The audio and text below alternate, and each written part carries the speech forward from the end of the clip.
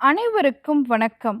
நான் doctor M S. Ushanandhini, Siddha physician, Lotus Women Care Hospitals, PCOS speciality centre, India's first exclusive Siddha hospital only for women, Saibaba colony, Coimbatore, KK Nagar, Chennai. இனியவை என்ற நிகழ்ச்சியில் தொடர்ந்து நம்ம பெண்கள் சார்ந்த பல ஆரோக்கிய குறிப்புகளை பார்த்துட்டே வரங்க. அந்த வகையில் இன்னைக்கு நம்ம சொல்லக்கூடியது பெண்களின் மன ஆரோக்கியம் எதை சார்ந்து இருக்குன்னு பார்த்தீங்கன்னா ஹார்மோன்களுடைய ஆரோக்கியம் சார்ந்தது தான். ஸோ பெண்களுடைய ஆரோக்கியம், மன ஆரோக்கியம் சீராக இருக்கணும் அப்படின்னு சொன்னால் அவர்களுடைய ஹார்மோன்களினுடைய இயக்கம் சீராக இருக்கணும். அந்த மாதிரி என்னென்ன ஹார்மோன்கள் எல்லாம் எந்த விதத்தில் பெண்களுடைய மனநிலையை கட்டுப்படுத்துது, அதை எப்படி சீர்படுத்திக்கலாம் அப்படிங்கிறத பற்றி தான் இன்றைக்கி நம்ம பார்க்க போகிறோம். ஸோ நிறைய விஷயம் பெண்களுக்கு உடல் சார்ந்த பல உபாதைகள் இருக்கும். ஏஜ் அட்டன் பண்ணதுலேருந்து ஒரு மெனபாஸ் பீரியட் வரைக்கும் ஒவ்வொரு பெண்ணும் ஒவ்வொரு மாதமும் பல ஆரோக்கியம் சீர்கேடு சார்ந்த விஷயங்களை அனுபவிச்சுக்கிட்டே தான் இருக்காங்க. ஆனால் அது எல்லாம் எதை சார்ந்து இருக்குன்னு பார்த்தீங்கன்னா ஹார்மோன்களை சார்ந்தது தான்.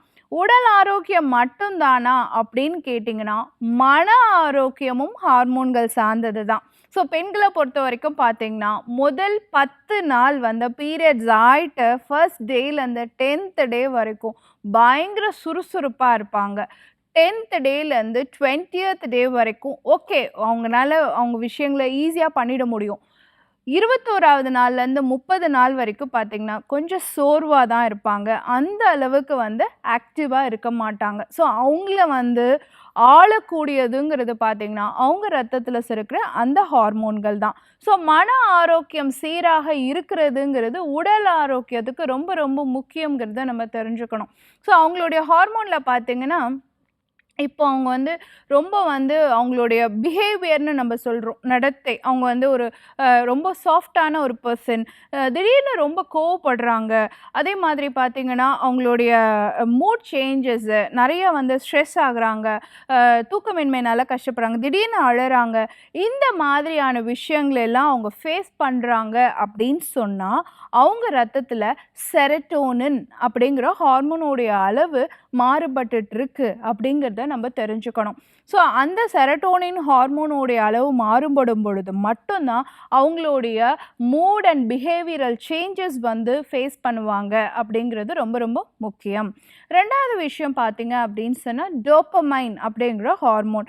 இப்போது நமக்கு ஒரு தன்னம்பிக்கை இருக்கணும், நம்மளை பார்த்திங்கன்னா ஒரு பெருமையாக பார்க்கணும், நம்மளை ஒரு உந்து சக்தியோடு இருக்கணும், சுறுசுறுப்பாக இருக்கணும், ஞாபக சக்தி ஆரோக்கியமாக இருக்கணும்.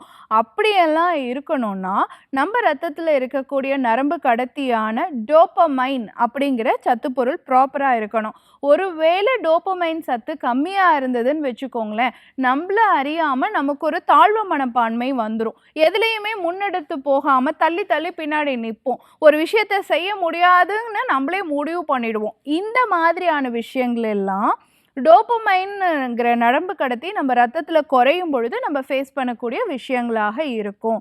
அதே மாதிரி பார்த்திங்கன்னா நமக்கு போராடுற குணமாக இருக்கணும், இல்லைன்னா அதை கடந்து செல்லக்கூடிய ஒரு விஷயமா இருக்கணும். ஒரு சுச்சுவேஷன் நமக்கு வருது, ஒன்று சண்டை போட்டு அதை நம்ம ஃபேஸ் பண்ணிடணும், இல்லையா அந்த இடத்த விட்டு நகர்ந்து போயிடணும். இது என்ன சொல்லுவோன்னா ஃப்ளைட் ஆர் ஃபைட் அப்படிங்கிற மெக்கானிசம் நம்ம உடம்புல இயற்கையாகவே பெண்களுக்கு கடவுள் கொடுத்துருக்கக்கூடிய ஒரு வரப்பிரசாதம்.